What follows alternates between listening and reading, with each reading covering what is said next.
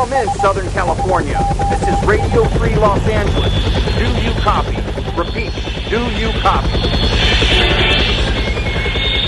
Now broadcasting from behind the Iron Curtain in the People's Republic of California, we bring you the voice of free men, free markets, and limited constitutional government. Welcome to citizen-sponsored Radio Free Los Angeles, with the president of the California Tax Limitation Committee, Mike Alexander, and America's funniest reporter, Carl Kozlowski.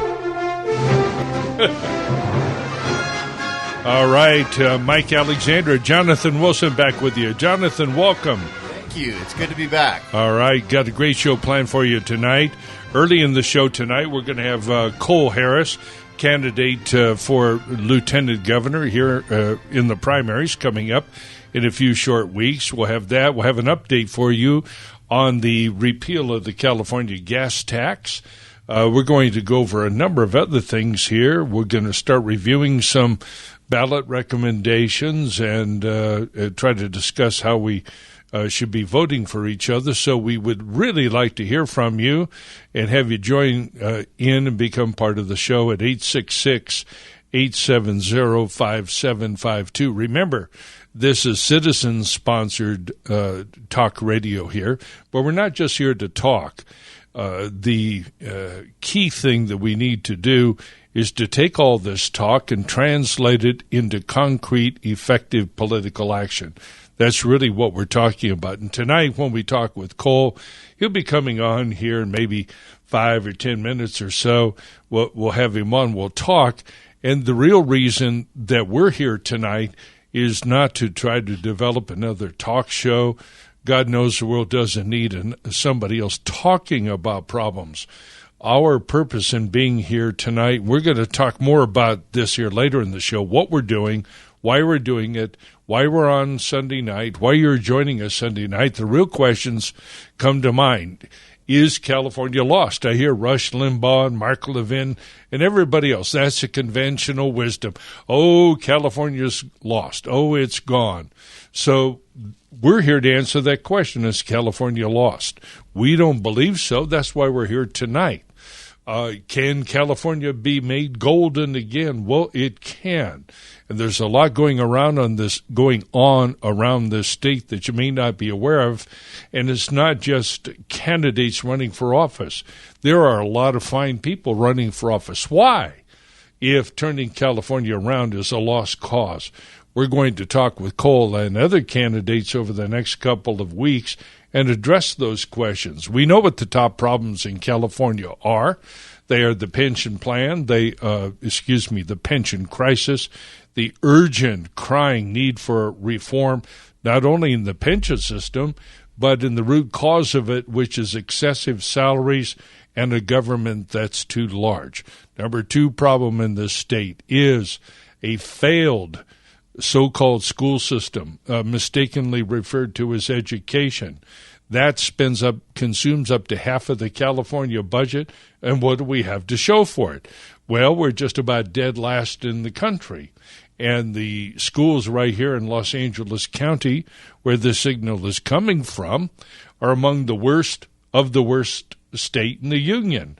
This is terrible. So when people are running for office and say that they want to turn California around, I have a question, and that is, how do they propose to attack these two major problems, and what are the other problems that we have here in the state? That's what this show is all about. That's what the California Taxpayers Union is all about. That's why we have reorganized and rebranded our organization, which was formerly known as the California Tax Limitation Committee, and TPAC, a well-known Tea Party organization that I had the privilege of founding with the gentleman who is sharing the studio with me here, Jonathan Wilson. Together we founded it back in early April of 2009. 9 years ago. Can you believe it? Yeah, and we're now in the 10th year, and we've been working on these issues, many of them, for this entire period of time. And now we feel that what we have to do here in California is to create a credible opposing force. We all agree, I think, most conservatives, that the public enemy number one in the state are the public employee unions, and I will state very simply, we can't expect to beat their union without having one of our own. And that's why we're here tonight, among other things, is to get you to join with us, to join the union. That'll make them choke, right, on their chalupas. We want to get you to join our union, help to support Radio Free Los Angeles, help to support the Taxpayer Gazette.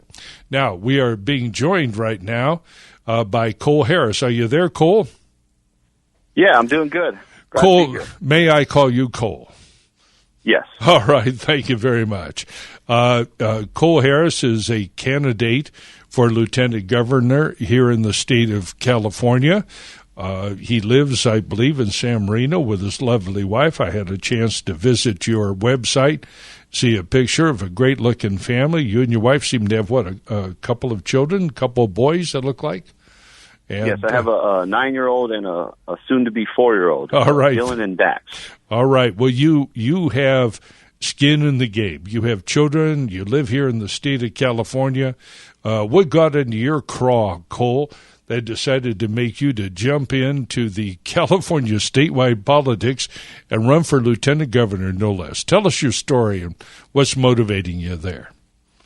Sure. So 10 years I had an itch to scratch. I'm born and raised in California, so I got business here. I got I'm invested here. I got kids here. So 10 years up and down the state having conversations in California politics, and every time I had a conversation, it always came back to the same reoccurring things I heard over and over, which was they need to do this, they need to do that, they should really do this, they ought to do that, there's really nobody good to choose from. So I was tired of people complaining, and I figured, is people just going to complain, or are we going to step up and do something about it? So I said, you know what, I'm going to throw my hat into the ring. I'm going to choose the lieutenant governor's office because I own a global firm. I'm not going to choose the city council. I'm not going to choose mayor. I'm going to choose something that I can bring my skill set to, that I do every day in my business. And the one thing, yes, I'll sit on some boards as a lieutenant governor, but the one thing that I get to say that I'm the head honcho on, that I'm the chairman of, which was the Economic Development Commission, and it begs the question: is economic development truly going on in California? I don't believe it is. I mean, right.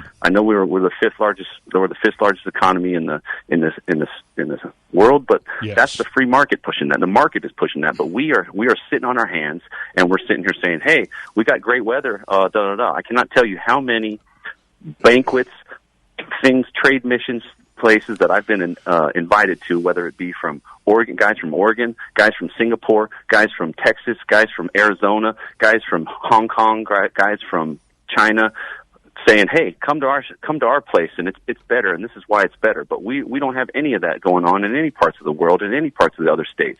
Hong Kong Economic Development Commission has an office in every state in our country. Yes. I can guarantee you California don't have something like that. So for me, I believe that by utilizing the many areas of economic development, I see an abundant amount of opportunities for us to harness in California by making the pie bigger. We got a $189 billion pie, which is our cookie jar, right? So that's how much we bring into the general fund, $189 billion. Then we have a budget of $183 billion. This is why we have a so-called surplus of $6 billion, right? But we got a $1.6 trillion debt overhanging over our head because we've been kicking that can down the road. So right. Now that $1.6 trillion debt that you're referring to, what are the components of it from what you're talking we kind about? of all know it is, whether it's retirement obligations, whether it's the pension funds, whether it's the I mean, that's not even including the $500 billion in neglected infrastructure maintenance that we have across the board, whether it's our bridges, whether it's our water, whether it's our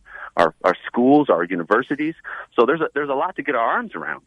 Right. So this is kind of what I'm saying. I look at everything as economic development opportunities. So if we're making the pie bigger, the cookie jar bigger, meaning more revenue going to the general fund, that means we got more money to pay for social services, more money to pay for things, and we got more people working. We got the jobs going. We got it bigger. It's going to offset all of our problems. Not to say that we don't have, efficiency and spending problems, which we do. We need to get oversight committees on that and build in whatever it is so the oversight committee can get on it. I mean, we really don't want more. We don't want more government, but we gotta corral it. The Right. wasteful spending, we got to corral it somehow, some way. All right. I mean, we got to be pragmatic in this. The stuff I'm talking about isn't left or right. I'm talking about being a Californian. Right. Now we've got just a few seconds to go. Ladies and gentlemen, we have Cole Harris, Republican candidate for lieutenant governor here in the state, is our guest this evening. When we come back after the break, we will continue our discussions about his plans for turning California around. Please join us at area code 866-870-5752. We'll continue in just a few moments. If you like what you're hearing and would like to support Radio Free Los Angeles and the California Tax Limitation Committee, please call area code 626-792-1772, 626-792-1772, or kindly visit our website, catlc.net, catlc.net. You can also watch Radio Free Los Angeles on Facebook Live at radiofreela.us.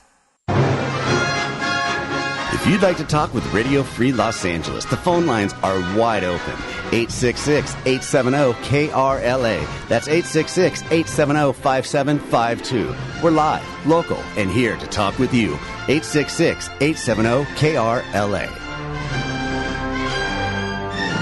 All right, this is Mike Alexander and Jonathan Wilson back with you on Radio Free Los Angeles. We have as our guest this evening Cole Harris, candidate for lieutenant governor here in the state of California. And I think you were recently endorsed by the California GOP at the recent convention, were you not?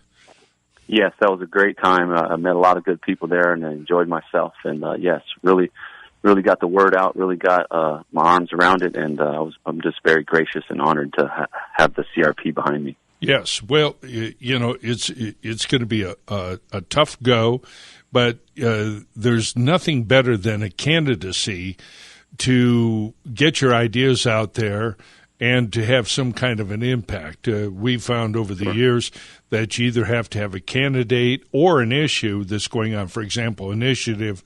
There's nothing like those two things to rivet the public's attention on these problems. Let's go back to deal with one of the top problems here in this state, and that is the so-called pension crisis. Depending upon which way you calculate it, just the three major pension plans themselves. I don't know if you listen to our program or not, sure, but we hammer away at this all the time. Just for the three major plans, it's just short of $1 trillion in market liability. Even their admitted pension underfunding is something like $300 or $400 billion. They're lying about that. From my perspective, I'm not suggesting you agree with me, but I'd like to know what your observations are on it. Number one, what you think the number is, and number two, what you think we ought to do about it. Yeah, I think the number is right around in that ballpark. I mean, we're $1 trillion, $1.2 trillion. I mean, you could add probably a trillion or two here there based on who you're talking to. But, the systemic stuff of it is that even if the pension funds investment meet their performance objectives over the next several years, California's major pension funds have already announced that those payments are requiring participating agencies are going roughly double in the next 6 years. So That's correct. This is our best case scenario, right? So That's right. It's already more than cities and counties are going to be able to afford. So we cannot continue to kick the can down the road, but we need to reform this quote-unquote California rule. Right. And, the California rule just doesn't prevent retroactive reductions to the pension benefit formula. Reducing formulas retroactively might seem to be reasonable, but since formulas were increased retroactively, the California rule, as it's interpreted by attorneys and representing in public employee unions, also prevents the reductions to pension benefit accruals from right now until now on. So the question is, in our case of Cal Fire versus CalPERS, the California Supreme Court has a real opportunity this year to make history. That's correct. And we're all waiting idly by to see what next steps for solutions can be implemented until they rule on it, until they get it on calendar, and then everybody finds out what we can do. our arms behind our back about what real solutions can be implemented. So that's the real systemic issue. But for me, Right. I got to get there to get my arms around this. Sure. No, I understand. And by the way, you are at least talking about the problem in a realistic way.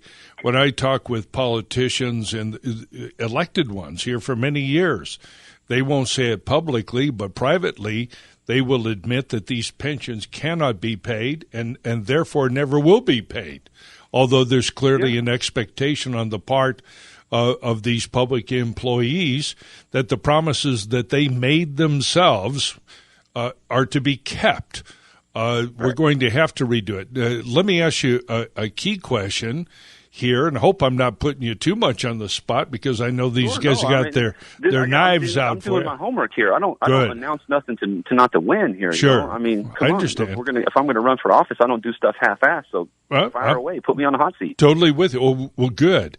Let's go to the next one. It's our view, and I think the view of almost anybody who runs a large organization, that the idea of defined benefit, that is a fixed formula for a pension, that idea is in itself unsustainable, and that the entire system should be replaced with a 401k type solution. What is your view on that, or your ideas, your reaction? My ideas are there's okay. So on the one hand, you got CalPERS. It's doing what it has to remain financially solvent. But on the other hand, as Dan Matter says, the self-protective steps to threaten local government solvency. So that's our crisis in a nutshell. Right. So one way out, there's lots of ways to modify the benefits. City officials are saying, reducing city of living escalators in pensions and over a certain mark of $100,000. But there's certain things that the members express frustration coming to them for more and more, while at the same not providing a lot for other options for assistance to them. So we're still always at a catch-22.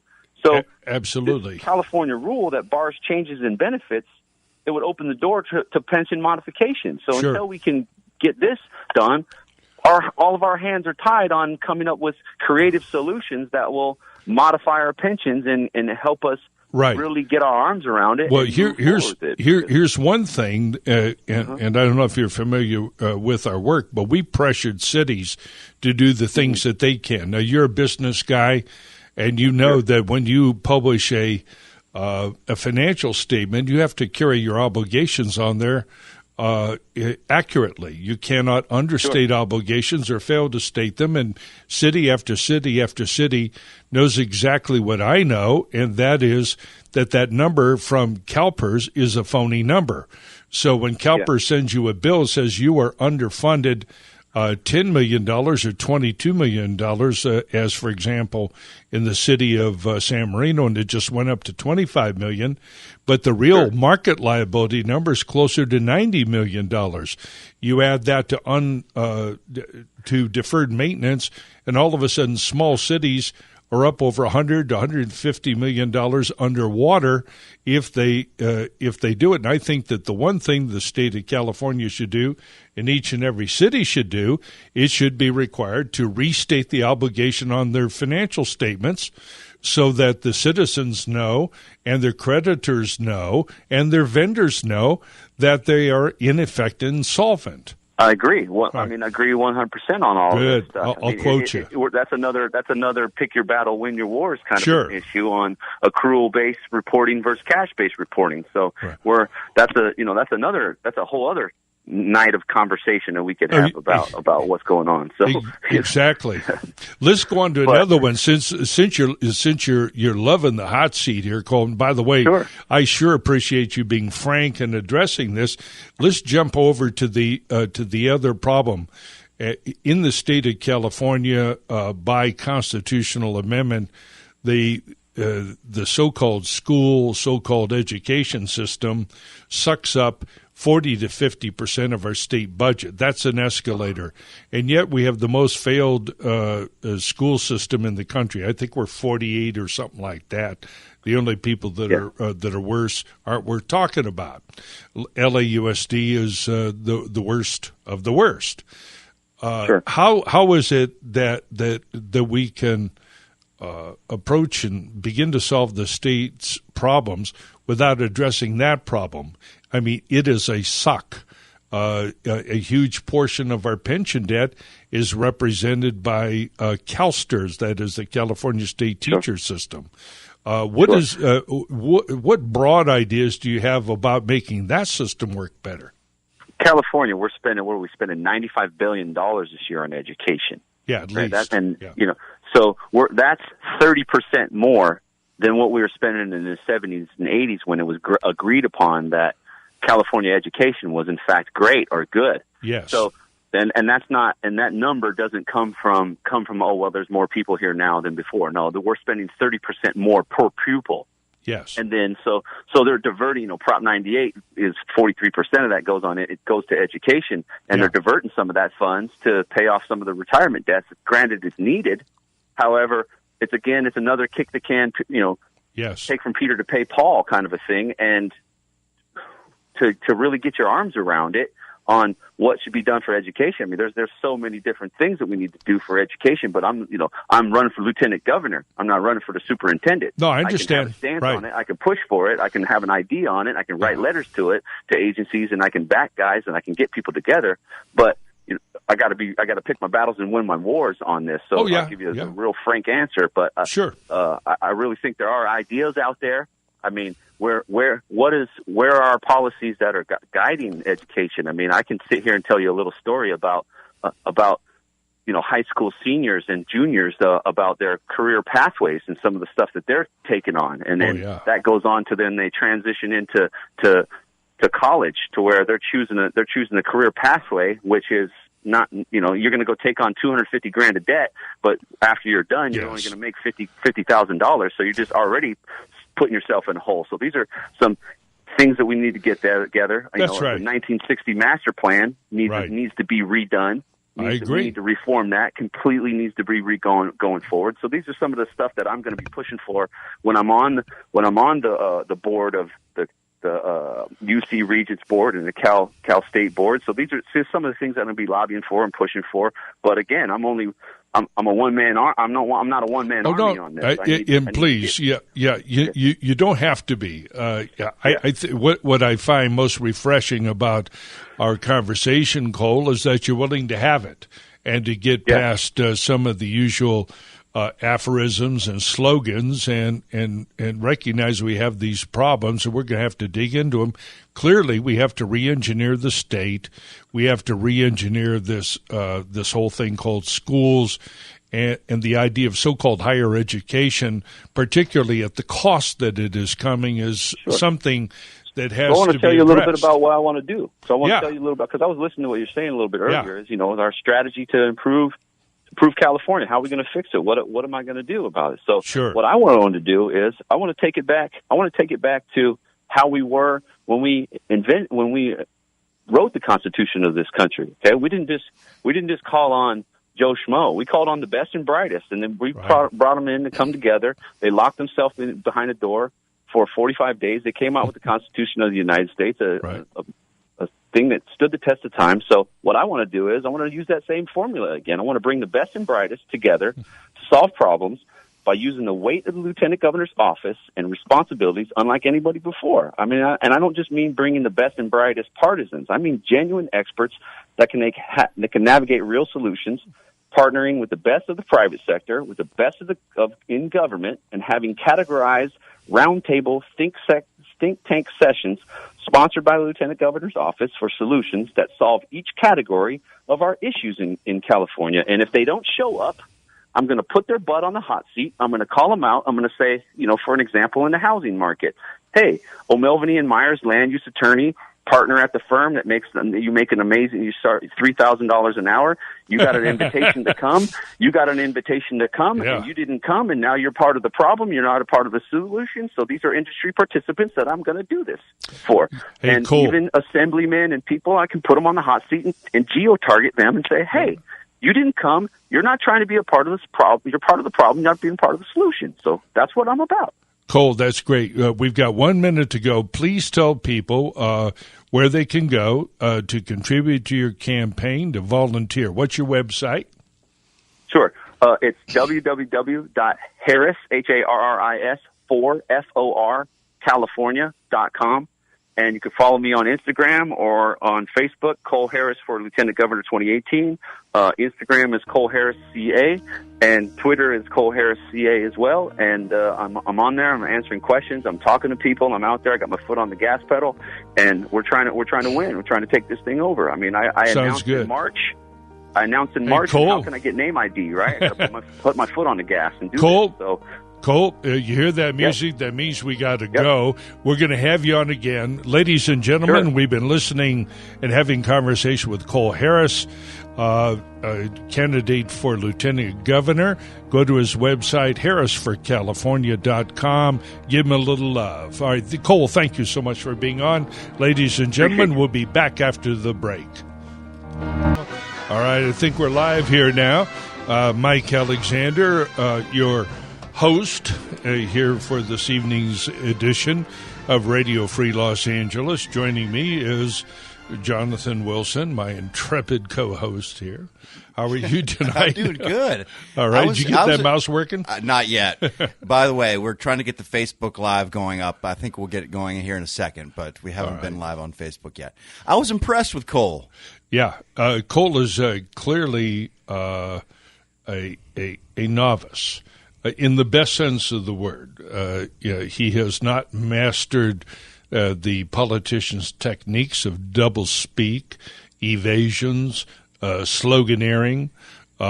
He was jumping around quite a bit. He's an ambitious guy who seems to be ticked off about what's going on. Yeah, and those are the guys we want to run. No more of these career politicians. Yeah, there's nothing wrong with that. Yeah. He was refreshing. He said a number of things that will be that would never come out of the mouth of a regular Republican candidate, which explains, class, why there's a declining number of them. Why most of them are now in the columbarium at Forest Lawn. Mm-hmm. They've just gone on to other places, but there are people running for office here, and you've got to decide on a party to be in.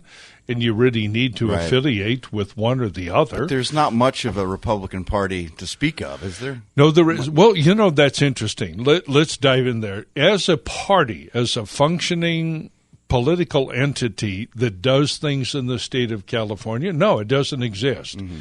And you and I have been criticizing that fact and pointing to that fact over the last 9 years.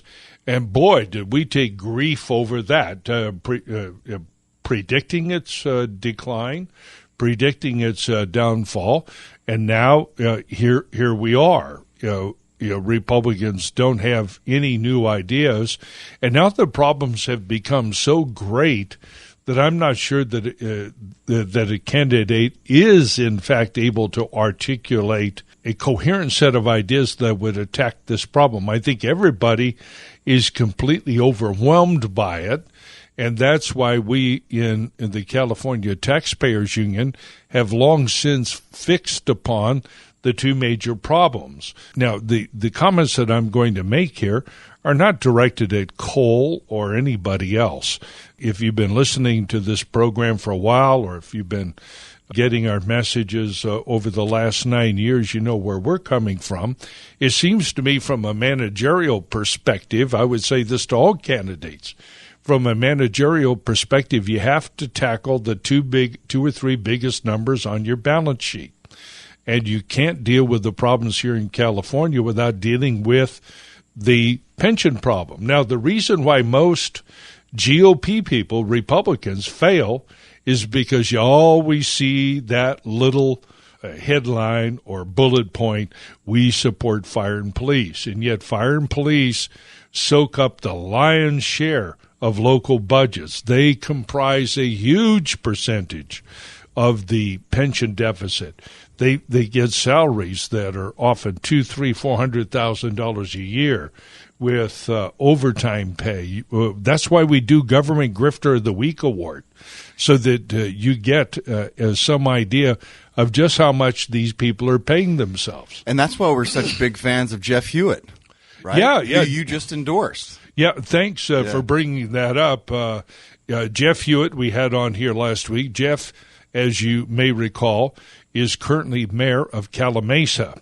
And they tangled with the bureaucracy, and they tangled with the unions out there. It's a small town, very low per capita income. In fact, some people might call it poor, although I don't think the Calimesans regard themselves as poor people. They just don't have enough money left over for themselves and the government. Hey, I lived out there for a year. Did you? Calimesa? Up at Riley's farm. Oh, yeah. So I did some shopping in Calimesa. Yeah. That's where I used to get my cigars. All right. Yeah, well, the civilization has reached Calimesa. You know, this is what the problem the GOPers are having. They can't take this on. You know, a little bit of history on the GOP. The father of the modern GOP is probably Richard Nixon more than Ronald Reagan. Now, don't everybody go crazy. If you want to call me about that, fine. We're at 866-870-5752. But Richard Nixon, in the wake of the 1968 riots, repositioned the Republican Party. He took a page out of George Wallace's politics, and I'm not talking about the race part. Back then, but George Wallace was one of the first guys to say there ain't 10 cents worth of difference between the Democrats and the Republicans. You know, he, in many ways, was one of the very first modern presidents, modern candidates. But at any rate, by 1968, Nixon has positioned himself as the law and order candidate. And that law and order theme continues in the Republican to today. Now, that's all fine and dandy. We're all for law and order. But the law and order campaign got translated politically into signing blank checks for fire and police, and that behavior continues to today. It also accounts for incredible growth in the local budgets, which have blown up every budget that there is. Then you take the police and fire unions, which are not conservative, whose political money goes mostly to Democrats and liberals and any other big spender, and then they start stacking work rules on top of their high salaries. So it's not enough to carry around 2 millionaires on a fire truck. You got to have 3 millionaires on a fire truck or a safety truck. That's one of the problems that we're having. And as a result, please don't tell me they're not millionaires. You just look at the present value of their pensions, and you'll get the idea real fast. Anybody wants to challenge me about that, you send me a salary, I'll do the numbers for you with my Obama phone calculator. I'm telling you, they're millionaires, and that's why there's so many candidates for those positions. Now, these numbers have been blowing it up. Well, getting back to our friend Jeff Hewitt, they decided out there that they could no longer afford business as usual, so they froze their pension plan and started their own fire department, put them all on 401k type plans, and as a result, they're buying themselves a new fire engine, and that makes Jeff Hewitt and Calimesa one of the few cities in the state of California to actually begin something. And to cope with this problem and to address it. These problems are really not statewide problems, and that's why when we get back to these pensions, Cole Harris is quite correct. There's very little he can do, or even the governor can do. This is something that has to be addressed at the legislative level, and it really needs to be addressed at the city level. So now everybody listen carefully, because I ran into some wonderful people who've been listening to the show, but they said, Mike, how come we're talking about these small cities or cities, why aren't we talking, about the latest spy on the Trump campaign? Well, number one, there's enough people talking about it, but number two, this $1 trillion pension deficit is not a state pension deficit. It is an accumulation, an amalgamation of pension obligations that have been created at the local level. And these public employee unions know how much money is spent. They know that that's where these retirees or future retirees are hired. That's where they're paid. That's where the salary and benefits levels are set. And the cities can and should deal with these problems. And so Jeff Hewitt is now running for a supervisor out there in Riverside County. And we need guys like Jeff in Riverside County to show city and county officials just how to deal with this problem and that it can be dealt with.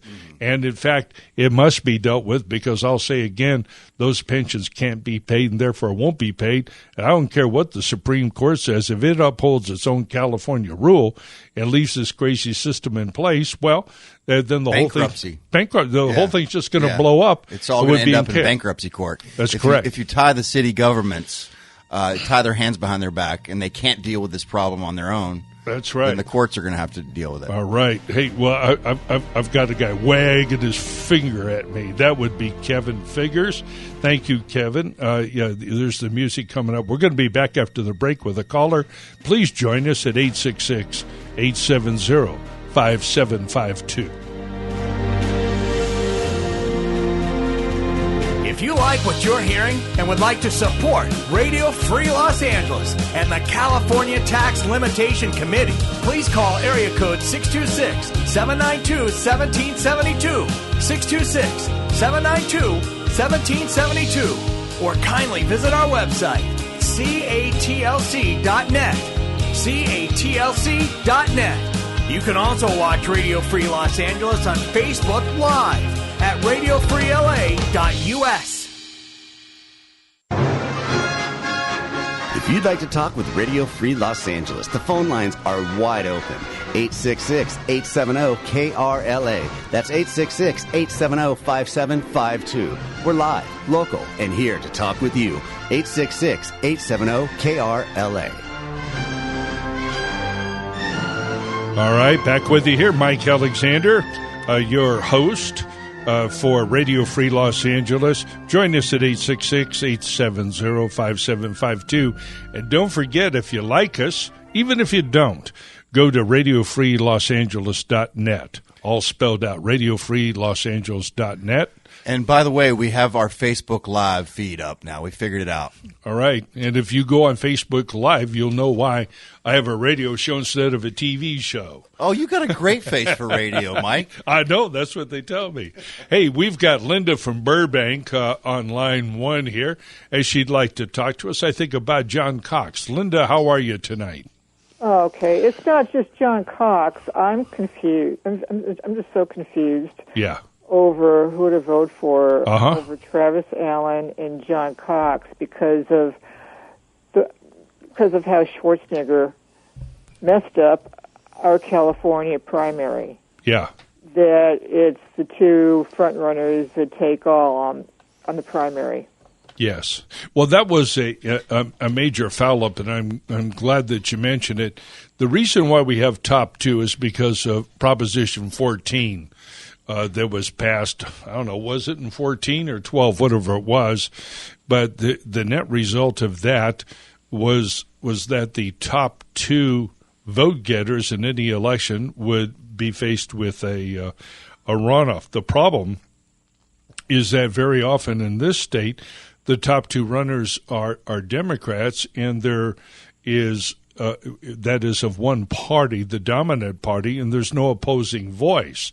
And this also happens in certain Republican districts where the top one or two candidates are Republicans. You don't hear anything from the other major party or from the smaller parties. I think it was terrible that the Libertarian Party and the Green Party, lots of parties I don't agree with, but that's not the the American way. And as a result, California politics are a lot less competitive. Lots of people have a lot to blame, but the chief sponsor of that was Charles Munger Jr., who put up a lot of money to pass that, and it passed, and here we are.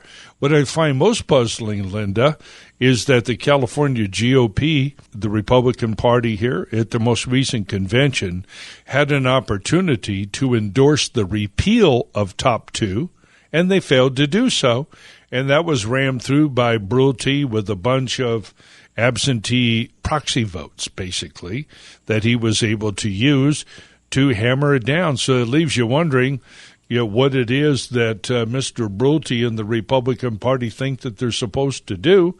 Because if you're running a party, I can't imagine that you wouldn't be in support of things that actually made you a party by being competitive. What are your thoughts on that, Linda? Well, first, I never heard of this proposition causing, the mess up of our primary. Mm-hmm. I heard it was just Schwarzenegger and what's his name? Was it Senator Abel Maldonado? No, I can't pronounce it. Maldonado. Maldonado. Yeah. Well, I heard it was just those two. Well, no, that's not how it involved in that. Yeah, well, it happened, Linda, as a result of a constitutional amendment here in the state of California that made that the law here. And it's the people who approved it, amazingly enough. And those of us who were watching it were absolutely astounded. And here's the thing, and this is the problem with the Republican Party, or as we should say, this is the problem with the emergence of a single party here in this state, which is composed of all Democrats and a lot of other special interests, including some Republicans, that go along with a single set of ideas. And there's no competition in ideas very often, even within the Republican Party. And we see that at the national level all the time, don't we, Linda?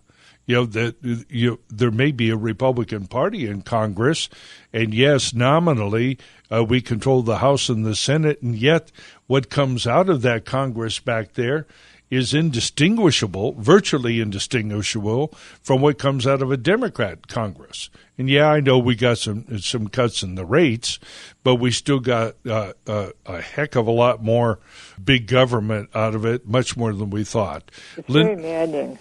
It is very maddening, and that's why here in the state of California, rather than lamenting top two or lamenting the demise of the late great Republican Party in the state of California that produced two presidents in the last 50 years, Richard Nixon and Ronald Reagan, rather than lament that, we chose to empower the people by the intelligent, effective, strategic use of the initiative process.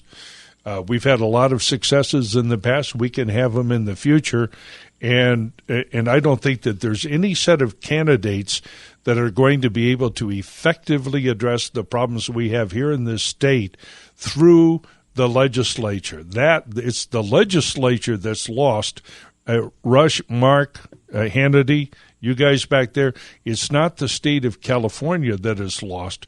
California's not lost. The California legislature is a lost cause, and the major parties are. But I don't believe that this state is lost, and I don't believe that that people who call themselves Republicans believe that nothing can be done. And I don't think the Democrats as a whole, and I'm talking about the average Californian who's a Democrat, I refuse to believe that those people, those families, agree in toto with what the Democrat Party is doing to this. What's that? Oh, okay. I just heard something. Oh, I just had a little echo here. Linda, I want to thank you for joining us tonight. For everybody else out there, please call in. We'd like to hear from you, 866-870-5752.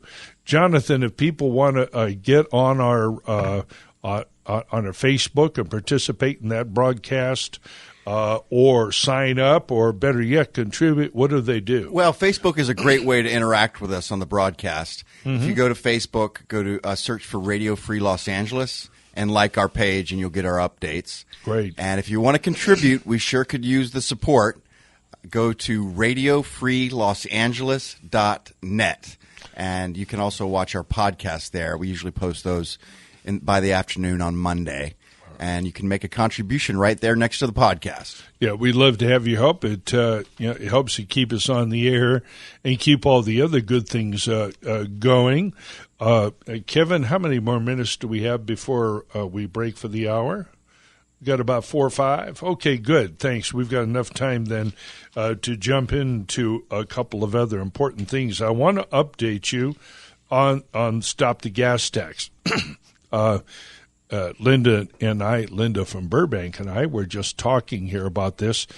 Jonathan and I had the pleasure and privilege of attending, I guess you'd call it an organizational meeting, or at least a bit of a rally, and organizational in the sense that we're now organizing for the election in November on the Stop the Gas Tax initiative. You will all be glad to hear that they obtained almost 1 million signatures. Amazing. Isn't that? Yeah. To repeal the current gas tax.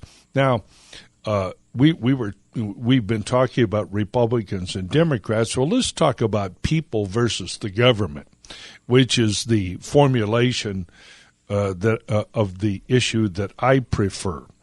Here in the state of California, as a result of that gas tax, that was a gas tax hike, just the hike. The average family in the state of California pays an additional $700 and some dollars. Really the better part of $1,000, depending upon how much you drive, what kind of car you drive. And if you're in business, your taxes, additional costs are going right through the ceiling, which impairs their ability to borrow.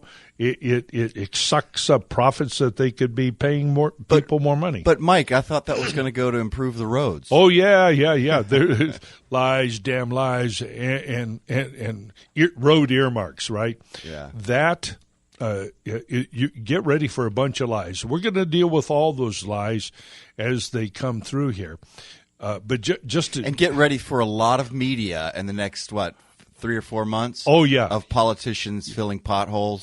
Correct. Garcetti's going to be out there. Jerry Brown's going to be out there. Oh, yeah, we're going to get to Garcetti. That clown is running. He's running for president. I tell you, he is. I want to get a Garcetti piñata, and I want to hang. Listen, in fact, I'm tasking you in the media division of the California Taxpayers Union to get me the official Garcetti piñata and put it right back here. We're getting ready for 2020. Let me tell you, that guy has a city that's, I don't know how many $1 billion in the hole on their pension plans, and that guy thinks he's going to be president. He's ready for the ultimate promotion, I guess. He is, man. He and who's his competition here in the state of California? We got Villaraigosa, who was presided over that mess. Now he thinks he's going to be governor. Garcetti will go on one better. He thinks he's going to be president. I guess it's all about failing upwards, isn't it? Yeah, exactly, man. This is even the Peter principle. He was incompetent to start with. We're going to have our way with him. Don't worry. But let me get back to that gas tax.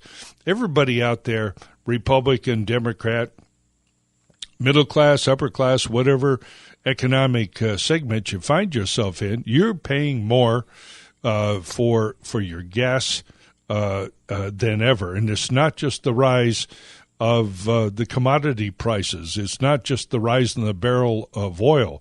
It's that barrel of nuts that run this state because they have an extra vote up there. So now they can pass certain taxes without a vote of the people, and so they did that. That's what it means when we have a one-party state. They're going to go in and do it.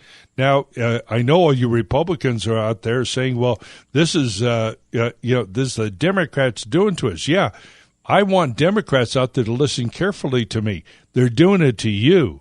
The average family in this state is a Democrat, right? Because it's a Democrat high registration state. So when I tell you that the average family is paying $700 or $800 more, that's not just $700 or $800 in taxes in gas taxes and registration fees.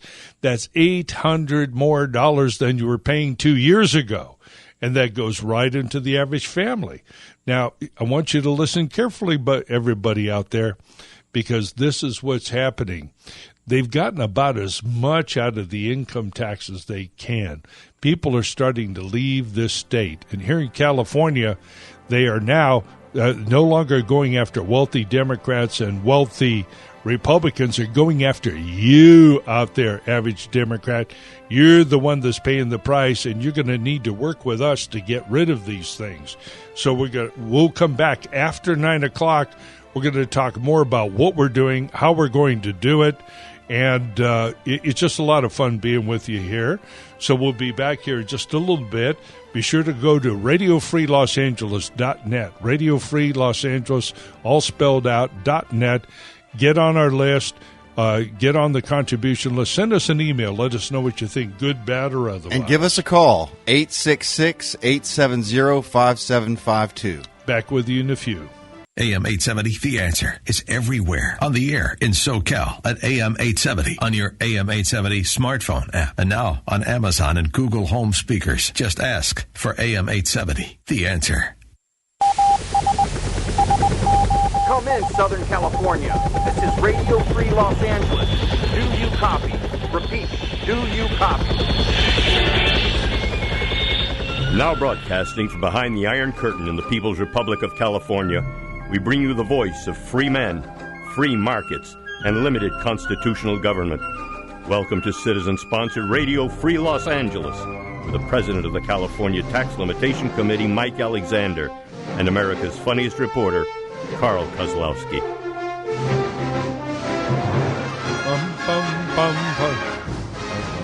All right. Mike Alexander back with you.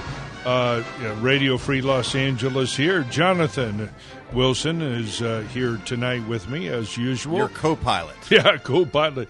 And that number co-pilot is? Yeah, give us a call, 866-870-5752. All right, good. Hey, we had a good hour. We hope that more of you will join us. You know, when we went to that meeting on the gas tax repeal campaign, I'll come back to those issues here in just a second. But I was very gratified to run into a lot of people who've been listening to us. Yeah, it's good to hear that people are listening, even though they might not be calling in. Right. You know, we do. But this is a conversation. We want it to be a discussion, so we'd love to hear from you. Exactly, because, you know, we're here. This isn't something – we love to sell more advertising than we do. This is not designed to make profit per se, so we're not trying to craft a message that will attract an audience for its own sake or just to create conversation. That's why we focus on state and local issues. We have the ability to do so. That's why this is on here. But I want you to understand out there, folks, that there's nothing small about state and local. Remember what we said, you know, the vast majority of public employees in this country are employed at the state and local level. Likewise, the states and the municipalities, that is cities and counties, spend as much as the federal government does. So half of all the government money, half of all the debt that's run up in this country, well, maybe not half of the debt because Social Security and Medicare are so big, but you get the idea. The cities and the counties are running up tremendous amounts of debt. Let's go back to one of the local cities there. San Marino recently, they're still out there jonesing for that school bond. So you got the San Marino Unified School District. I don't know if you've ever been to San Marino out there, folks. It's a beautiful city. It's where the Huntington Library is. They're manicured lawns. When Hollywood wants to take a picture of affluent suburban America, San Marino is the kind of place that they go to. You know, green lawns. It's a great city. Anybody would be happy to live there. It is, however, a very small city. I think 10,000, 12,000 people. They've got a school district there where they have probably, you know, the best naturally selected group of affluent and intelligent students that you could possibly ask for. They're in a beautiful city. The facilities have all been well cared for. And in fact, if you go on the websites for these cities, for the school district, they'll tell you just how great their facilities are and how everybody's happy. And I don't know, they go around with flower garlands on their hair. It's just a little, you know, school lib paradise over there. But who knew that these schools are apparently the Bangladesh of the West here. So they're going to need $48 billion to $148 million to redo their schools, to repair them and bring them up to par. Well, I had no idea, and nobody else had any idea, that those schools were in such great disrepair. Well, they're not. They're lying about it, but $148 million stacked on top of their pension debt in that city, which is maybe $90 million, stacked on top of their bond debt for the city, existing bond debt for the school district, bond debt and pension debt for the county of Los Angeles and the state. It just never ends. These government people are never tired of grifting. By the way, be sure to stay with us to the end of this half hour when we have our now famous and eagerly awaited Government Grifter of the Week award. Yeah, and the nominees are coming from right here in Glendale. So stay tuned. It's very exciting. Yeah, don't leave us.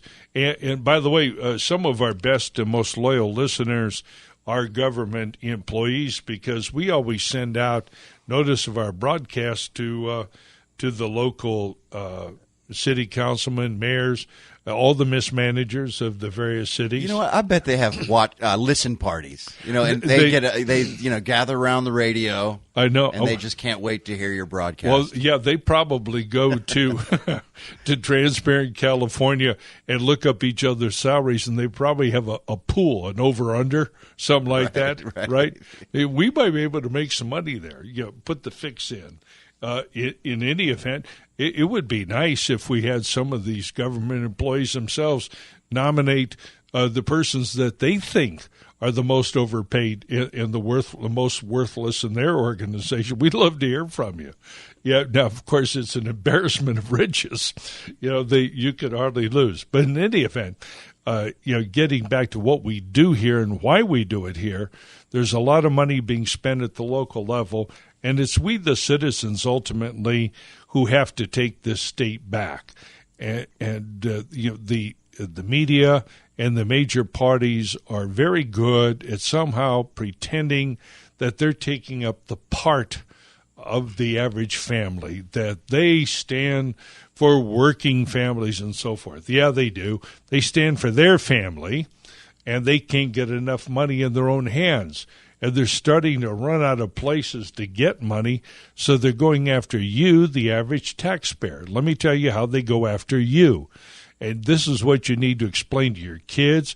This is what you need to explain to your employees who may be inclined to vote for big government, thinking that somehow they're going to get a lot of money coming back out of it somehow. You need to explain to them that they're paying incredible taxes at the grocery store. The sales tax is almost 10%. There are businesses who don't make 10% net profit. Some businesses are successful if they can generate 2 or 3%. The government does nothing, and it takes almost one dime out of every dollar that's spent, and that tax is passed on to the consumer by law.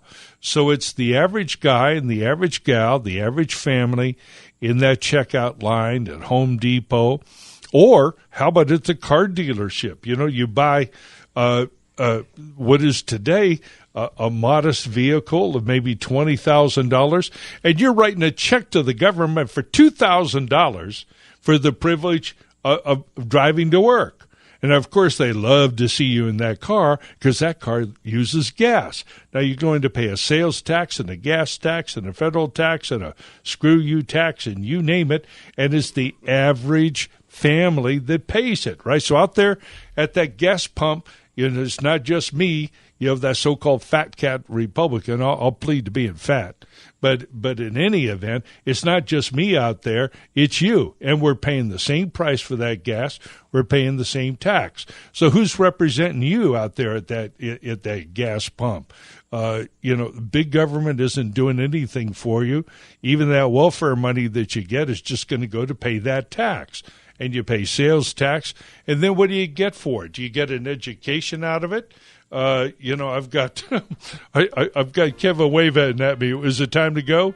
All right. Hey, I will continue this rant in just a few minutes. Join us, please. Call this number. 866-870-5752. All right. Thank you. Back in a minute. If you like what you're hearing and would like to support Radio Free Los Angeles and the California Tax Limitation Committee, please call area code 626-792-1772, 626-792-1772, or kindly visit our website, catlc.net, catlc.net. You can also watch Radio Free Los Angeles on Facebook Live at radiofreela.us. If you'd like to talk with Radio Free Los Angeles, the phone lines are wide open. 866-870-KRLA. That's 866-870-5752. We're live, local, and here to talk with you. 866-870-KRLA. All right, Mike Alexander back with you, Radio Free Los Angeles. If you agree, even if you don't agree, call us, and please go to radiofreelosangeles.net. Contribute to us. Keep citizen sponsored radio here on the air. We're here to serve you in the greater Los Angeles area, Orange County, the near portions of San Bernardino and Riverside County, even out into Ventura. So if you're hearing us from any of those areas, drop us a note. Better yet, drop us a call and participate in the program. We've been talking here about the various initiatives. Now, before we go back to doing anything that we were doing, I want to let you know that we're going to have 2 election-specific shows coming up. As you know, we'll see, what day is the primary? June 5th. June 5th. And so on the 5th, 4th, 3rd, there'll be Sunday night, June 3rd. We'll have an election special. And also, I guess it's probably, Memorial Day weekend we'll be here. Oh, that's right, next weekend. Yeah, so in between, we need to cover all these things. And these elections are important. Remember, if they want more money, the answer is no, N-O. Don't give them any more money. Tell them no. There's a number of candidates out there. We're going to be putting up our voter recommendations and on our website here early this week. They should have been up already. We've been doing a lot, as you know, with Radio Free Los Angeles. We've been very, very preoccupied, but I want you to know that you do have sources out there, and the ever hardworking Marcy Guzman here sent us a couple of links that you can go to for current ballot recommendations. Now, one of them would be Carl DeMaio. You know Carl, he heads up Reform California, and he's been doing yeoman's work on this gas tax repeal. But go to his website that you'll find, just Google him, Kogo, K-O-G-O, on iHeartRadio. He has some recommendations for his statewide offices. And then our old friend Craig Huey puts out recommendations on the judicial offices, which are really important. And you will find his recommendations at electionforum.org. Electionforum, Forum.org. And Craig, as you know, is a candidate for Assembly. I think he might also have run for Congress down there a couple of times. But over the last several years, Craig has been doing incredible work on his emails, a Huey report. Forget what he calls it exactly, but Craig's out there. If you go to his website, you can subscribe to his newsletter, which I get and read as often as I can, and he always has those election recommendations. So we'll have them, and we will discuss each of the propositions or whatever it is that's coming out, particularly on a lot of local elections. So there's a lot of local thievery that's taking place, and you have to be alert to it. And the best way to get rid of the thievery is to get rid of the thieves. So you look for somebody who will say no. And the people that you really want to be careful of are those people who promise to manage the city better. Hey, you want to know that they're going to recognize that pension obligation, and that they're going to put at least all future employees on the fixed 401k program, just like what we have. It's so-called defined benefit. That's what we need to have, and they need to restate that obligation and face up to the fact that they're broke out there. And it is just incredible that they continue to spend this money and talk about all the great things they're going to do in these cities, when in fact they shouldn't be doing any of it. They're going to need to address fire and safety things, and they're going to need to address the high amounts that they pay to their people, and quit pretending. And in fact, just to return to one of our favorite subjects out there in Sierra Madre, as you know, recently they turned down an initiative that we're helping to support to repeal the utility tax. By the way, there's another tax. It runs 7 to 10% of every service that you use out there, and that is telephone, electricity, water, cable, you name it. I don't know, the sunshine tax. They'll tax anything that moves and call it a utility. Root word of utility is useful, right? So if you're using something, they want to tax it. It's 10%. And guess what? That's not a Republican tax. It's not a rich man's tax. It's not a business tax. It is a tax on every consumer, and you pay that money. And they're preparing to impose even more taxes on more things, and so many taxes are just passed on to you as a result of their legislation, and they're hidden from you because nobody really wants to talk about them. And over there, just get back to Sierra Madre for a second, they refuse to cut taxes over there, and our purpose, of course, was to use that issue as a way to highlight the financial crisis that is the insolvency of the city of Sierra Madre out there.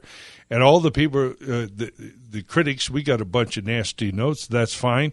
Well, what I propose is that all those millionaires in Sierra Madre who seem to think that they're paying a fair level tax, I ask you to pass a special tax on yourself to pay the exact amount that you've already accrued. The fact is that you haven't paid for this. You're moochers. You're kicking this down the road, and some future owner of your property, some young family, is ultimately going to have to pick up this burden. And you, the city council, all of you city councilmen, every city in Southern California, if you're hearing me, you need to get busy because you're not doing your jobs. You're just kicking it down the road. And you know why I know that? Because in the whole time that we've been running these efforts and running these programs, I have yet to hear personally from anybody in any city telling me that we're wrong, that we're really solvent. And if we are, there's $10,000 in cash and a microphone and a seat right over here. You come on down. You tell us all how everything is going to be okay, how it's going to work out. Hey, you persuade me that CalPERS numbers are right and bring anybody besides CalPERS to back those numbers up, and you walk out here with $10,000, and then I'll be free to go home because then everything is going to be okay. I'll be able to rest easy. Well, I'm not, and everybody knows that this is a running joke. Now, in the city of Glendale, for example, and that's where Government Grift of the Week's award, we're going to be starting in on that here in just a minute. But over in the city of Glendale, and this is why we chose these guys there, their overall market liability, that is based upon real numbers, real returns in the real world, they owe about almost $3 billion in pension plans just through the end of 2015, and they don't have enough assets on hand, even with interest accruing over the next 30 years at realistic market rates. As a result, that city is probably $1.6 billion underwater, right? And even CalPERS phony numbers says that city is almost $450 million underwater. That's with their phony, rosy investment returns of 7%. I say again, that now there's a gap. Maybe the number isn't 1.6 billion, but I know sure as hell it's not 450 million. It's somewhere in between. What's your plan over there, you guys? Especially the city mismanager. Now, Kevin, are you ready? That's to set the stage for the Government Grifter of the Week Award. All right. Coming to you from Glendale, California. And live from Glendale, it's this week's Government Grifter Awards. All right. What have you got for us tonight? Oh, well, all our nominees come direct from Glendale. So we've got some good ones. I'll tell you what, this award show never disappoints. So our first nominee, and these are 2016 total pay and benefits. Right. And we get this information from transparentcalifornia.com. Right. Great website. If you want to find out what your city employees are making, go to transparentcalifornia.com.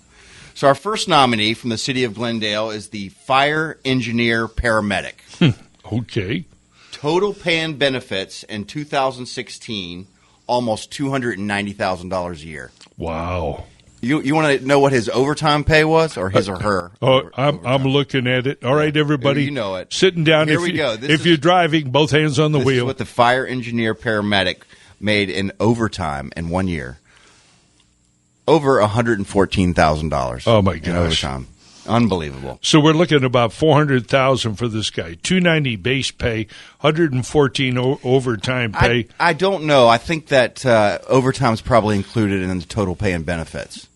I don't know. I have to check. Well, I don't know. Hey, call in. Yeah. Hey, out there, fire engineer, paramedic, we don't want to misquote you. We want to be accurate. Right, we do. We're not anything if we're not accurate. All right, who's next? Okay, our second nominee is the city manager. And with a total pay and benefits of almost $374,000. Wow. For the city manager of Glendale. Right. And the city's upside down, probably $1.6 billion that they owe on their pensions through the end of 15 or 16. And now you know why we call you the city mismanager. All right. The third nominee is very interesting. The recycling coordinator. The recycling coordinator in Glendale is pulling in $107,000 a year total pay and benefits. Right. Now, that's a lot of plastic bottles and scrap paper, right? Yeah. So what does he do?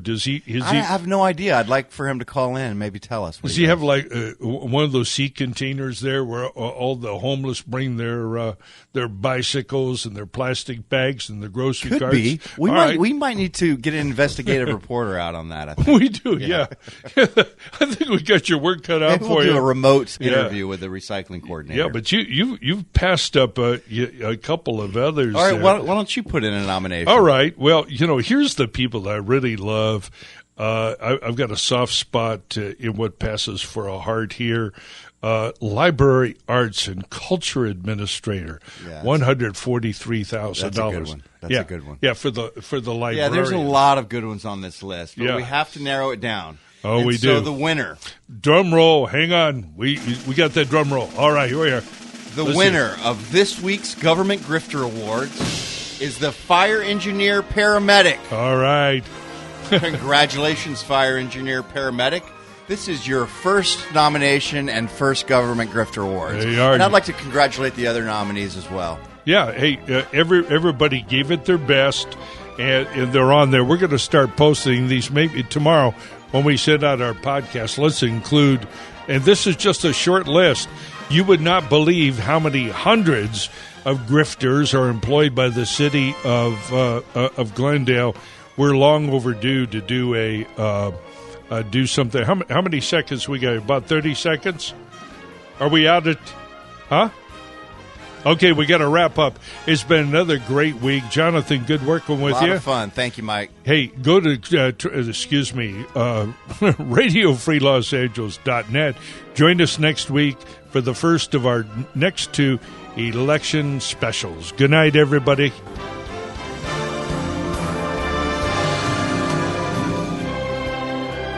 Radio Free Los Angeles was sponsored by Private Trust Management Group on AM 870, The Answer.